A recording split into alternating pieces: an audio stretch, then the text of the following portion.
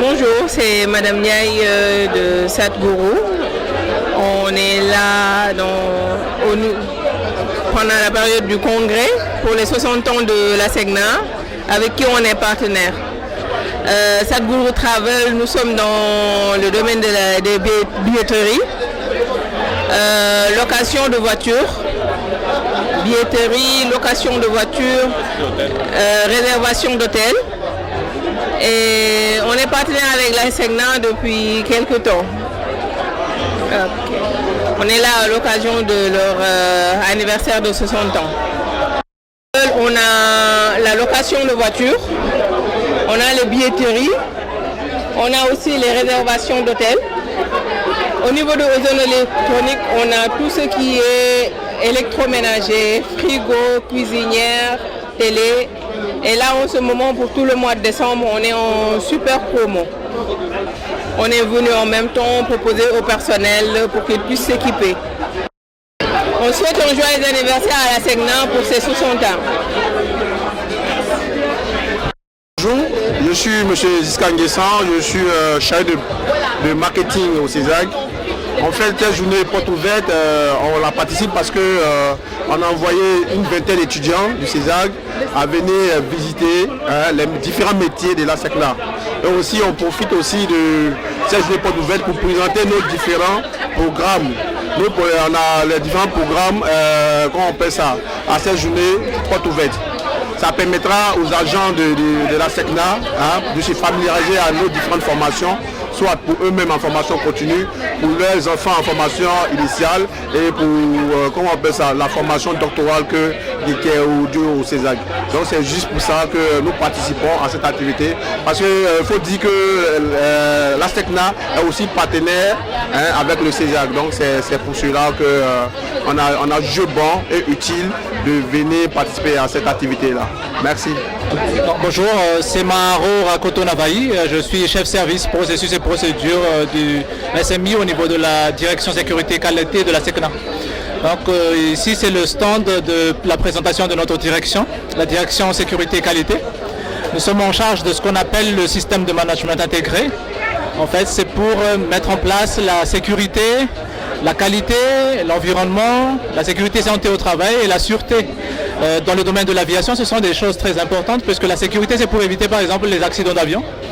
La sûreté, c'est pour éviter les actes de malveillance. En temps de terrorisme, on met en place ces éléments-là.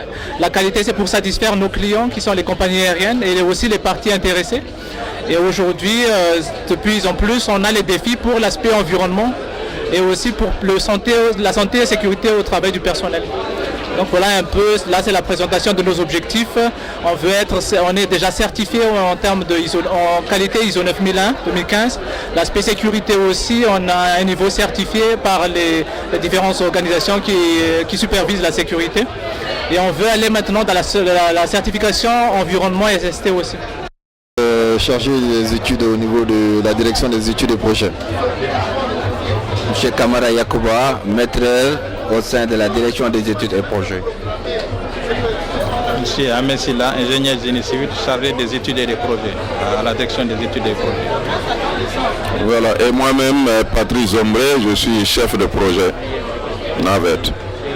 Bien, bonjour, moi c'est Zombré Patrice, je suis chef de projet. Alors j'ai mes collègues avec moi, nous sommes tous de la direction des études et projets. Alors la direction des études et projets, comme son nom l'indique, s'occupe de la gestion, de la conduite de tous les projets et d'infrastructures et d'équipements, incluant même les équipements roulants, tels que les véhicules d'aide à la lutte contre l'incendie. Il faut dire que la présence de cette direction se justifie pour les raisons même de la mission de la SECNA. Vous savez, la SECNA gère l'espace aérien. Et gérer l'espace aérien, c'est permettre aux avions de circuler dans cet espace sans collision, donc en toute quiétude. Et quand vous avez deux avions dans l'air qui n'ont pas de feu de stop, il faut bien que quelque part on les aide à pouvoir circuler ensemble tout se croiser sans collision. Et pour cela, l'avion a besoin de voir son chemin. L'avion a besoin de communiquer avec le sol pour indiquer aussi sa position, ce qui permet au contrôleur, depuis le sol, de donner des indications aux autres avions, de faire la gendarmerie et de permettre donc la séparation. Alors, de ce fait, il faut des équipements qui aident l'avion à voir sa route. Ces équipements, nous les appelons des équipements d'aide à la navigation. Donc, ils incluent des équipements d'indication de position et de sens, donc les VOR, qu'on dit VOR. Et nous avons les équipements d'aide à la mesure de distance, donc les DME. On a des équipements aussi d'aide à l'atterrissage, qu'on appelle ILS, et qui indiquent donc la pente par le glide et le couloir par le localizer. Bon, à côté de ça, on a des équipements de communication, donc les VHF et la HF, etc., qui permettent au sol, c'est-à-dire le contrôleur, de communiquer avec l'avion et de donner des indications aux pilotes. On a aussi à côté des équipements d'aide à la vision même de l'espace. Donc des équipements qui permettent de visualiser l'espace et de permettre donc au contrôleur de voir ce qui se passe dans son espace, les avions qui y circulent. À côté de cela, on a tout ce qui est comme infrastructure roulant pour assister l'avion au décollage comme à l'atterrissage. Pour qu'en cas d'incendie ou quelque chose, incident, qu'ils interviennent directement. C'est les gens donc de sécurité incendie que vous connaissez. Et tout, donc, si vous regardez bien, tout ce monde a besoin d'implémentation. Il faut implémenter. Et derrière, donc, il faut des projets qui permettent d'implémenter, d'acquérir et d'installer les équipements au sol, de faire construire les bâtiments dédiés donc au personnel qui travaille pour l'aéronautique, de construire donc des tours de contrôle, des bâtiments administratifs, des blocs techniques, des équipements d'assistance tels que les infirmeries, les logements, etc. Et aussi donc de faire installer les VOR, les DME, etc. Alors, comment notre direction procède pour réaliser ces équipements-là? Il passe par ce qu'on appelle donc le plan de service et d'équipement. Le plan de service et d'équipement de la SECNA concentre en lui les différents besoins de fonctionnalité et de service.